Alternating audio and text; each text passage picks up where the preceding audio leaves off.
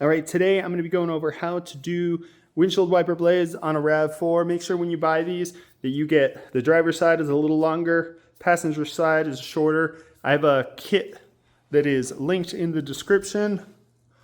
So here we are. I put this on here just in case when you have the blade off that it doesn't flop down. This part right here is metal. If that flops down, it can crack your windshield. So I got a little safety there. So you're going to need a flathead screwdriver, and you push straight in and pry up. And it's tricky to get that out. You might even need to put some pressure. This is my least favorite tab, but you kind of have to like work it and get it out. And you'll see there's a little slot. I'll show you a little up close what this looks like.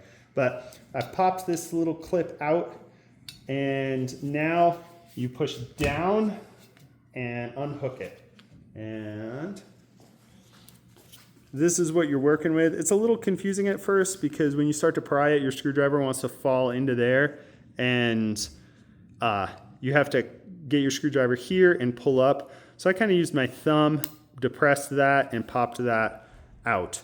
I'll have a link in the description for these guys. Then when you go to put it back in, it goes in here, press firm, and push up. Then we clip our safety clip, and now you're ready to roll.